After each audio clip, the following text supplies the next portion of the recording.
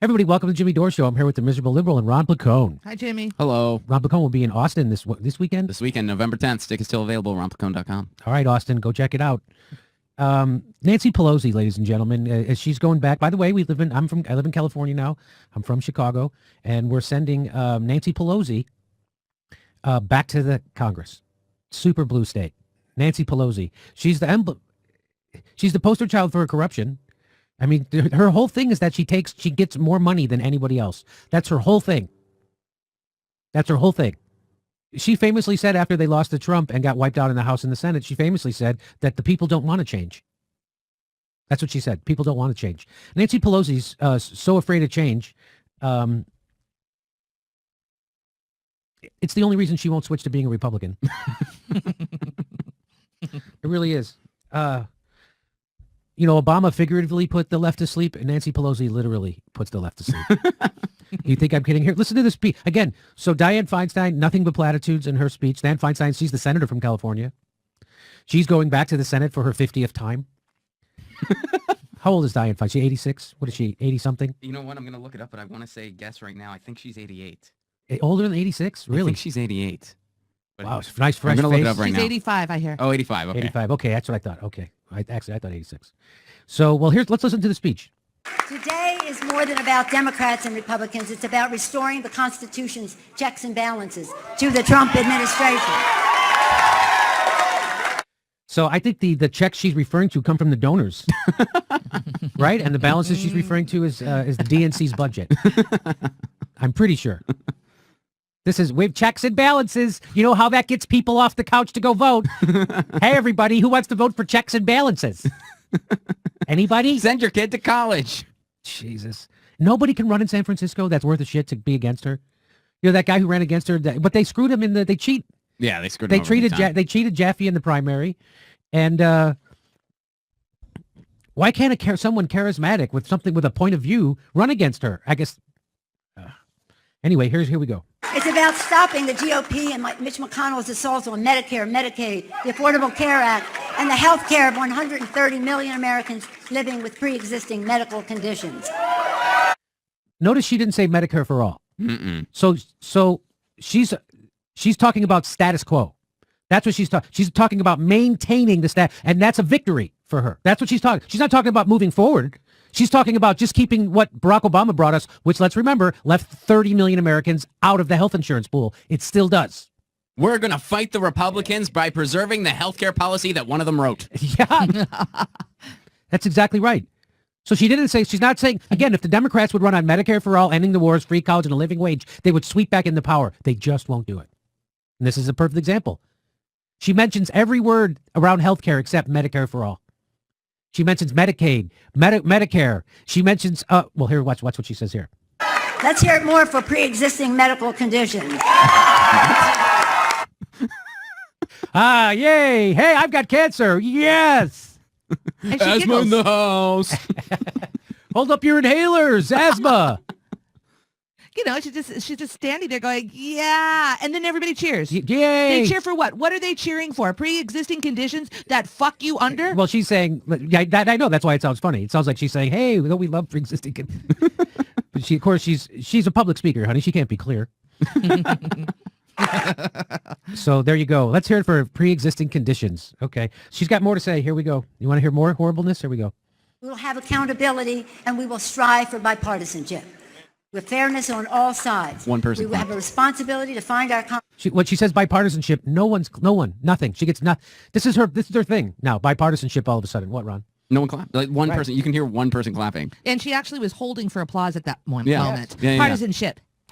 Even that audience couldn't fake through that one. Okay, let's watch it again then. We will have accountability, and we will strive for bipartisanship.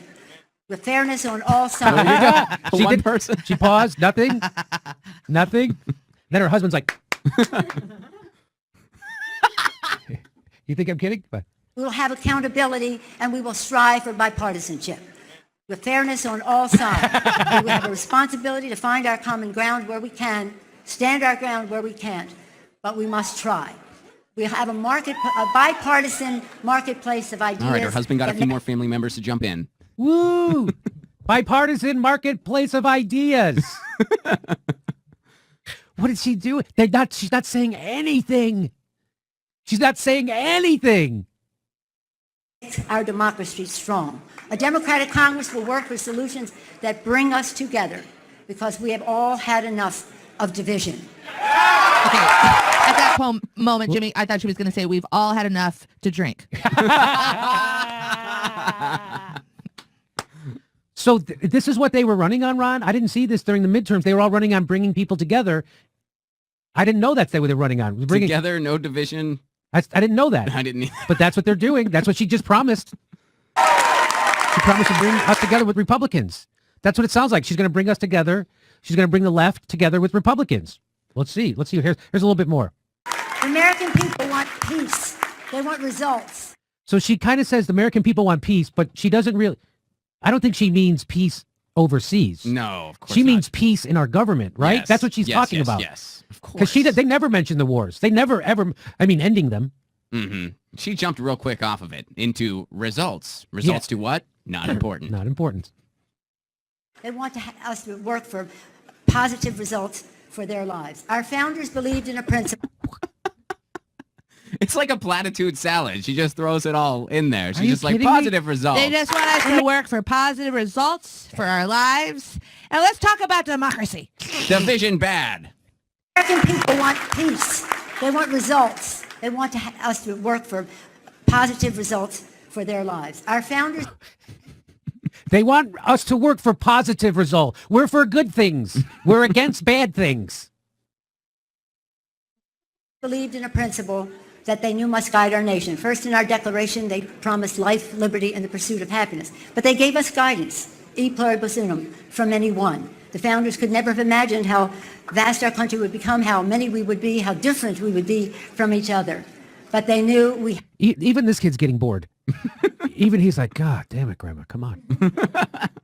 had to be one. Unity. Unity for our country. What is she talking about? We have to come together in one, our founding fathers, unity.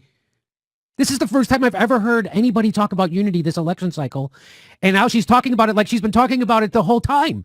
It just comes up out of no. Am I wrong? I mean, I haven't followed her campaign or anything, but I don't think she's had one. Well, to me, it sounds like a stump speech that could have been given like 30 years ago or today, and it just has no consequence whatsoever. Like our founding fathers had this idea and unity, and Come God together. bless the USA. I think it's by design. I think they've gotten they got their marching papers from their donor class that says, hey, you know what? Let's pretend we're going to all work together right now because everybody's they want to kill you. I don't know what she's talking about. Well, even Trump came out today saying that I'm looking forward to reaching across the aisle and working Trump more with the could not House. be happier that Nancy Pelosi is going to be the speaker because he almost guarantees him re-election. And that today, the American people we had to be one. Unity. Unity for our country. And that today, the American people have spoken to restore that vision. With this People, I don't know if you know this, but when people voted on Tuesday, what they voted was for unity. Mm-hmm. That's what she just said, that they voted to restore that vision of unity. Mm-hmm. Not amidst the world, though, just Republicans and Democrats getting along. Well, she's just like totally making this is the worst speech at the worst. This couldn't, again, like you said, she could have given this 30 years ago. She could have given it today. It doesn't speak to anything. Maybe Nope. she did give it 30 years ago. Maybe she did. Actually, Maybe she got her, she grabbed the wrong folder. Democratic majority will honor the vision of our founders for a country having a legitimate debate, but remembering that we are one country. We'll honor... We're all one. Unity. What is she doing? This is one country. Look, now the kid's just straight up asleep. Yeah. Look. We'll honor the sacrifices of our men and women in uniform and their families who have made us the land of the free and the home of the brave. Our country, 'tis of thee. Sweet land of liberty. Of thee I sing, of thee I sing. What is she doing? You wonder why the Democrats are frickin' losers? You wonder why there wasn't a blue wave? This is their leader. She's their leader. A leader. Would you ask her directions to the freeway? I wouldn't. Follow the purple plains. Go down to the third Jack in the Box and take a left. Build a better future worthy of their sacrifice. And we must honor and respect the aspirations of our children. Elections are about the future and what we do for our children's future. So thank you all for making the future better for all of America's children. God bless you. God bless America. Thank you all very much. Stay awake. I had no idea that Nancy Pelosi liked to work with props. That was awesome. That is, ladies and gentlemen, that is why half the country doesn't vote. Why don't they vote? Because people talk to them like that. Why don't they vote? Because people talk to them like that. It's like, hey, I got some real problems in my life, and only government can solve them. Are you up for it? What's my problems? Well, unaffordable housing. I live in San Francisco. Oh, did she mention that? No. Well, I don't have health care. I live in California. Did she mention that? She didn't say Medicare for all. Even the Republicans, the majority of Republicans are for Medicare for all. She still won't say it. Still won't say it. Why won't she say it? Why won't she say it? Is she dumb? I don't think she's that dumb. I think she's that blinded by her greed and corruption. Some people would call that a bubble. She's a 100 millionaire. Her and her husband, and they made that money while she was in office. And so she gives a speech like she hasn't had a problem for 50 years. Because guess what? She hasn't had a personal problem that government can fix for 50 frickin' years. She's got Medicare. She's got all the health care she can handle. And everybody in her family does too. And everybody in her family has a living wage. And they're not under mountains of student debt. And I'm going to guess none of her kids are fighting in a goofy war. No? Nope. Some of them right there are fighting fatigue, but that's all they're fighting. So this is a speech by someone who hasn't had a problem in their life for about 50 years. And she doesn't even know people who have problems. That's how out of touch she is. She doesn't even know. You know what I love is she was giving a town hall and someone yelled at her, what's your net worth? She wouldn't answer it. Mm-hmm. She said, I'm a grandma. I'm surprised somebody didn't yell, hey, you lost 1,000 seats. Right? How many did you gain back? 26. Winner. So there you go. That's Nancy Pelosi. Can't even keep her own grandkid awake with her speech.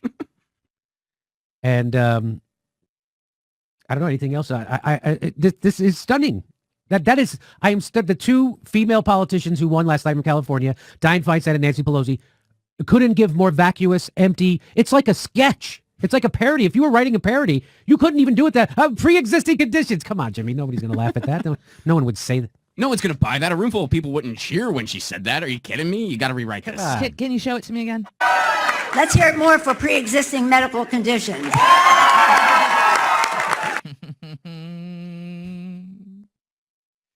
Blue Wave. Our next live Jimmy Dore show is February 1st in Burbank, California. Go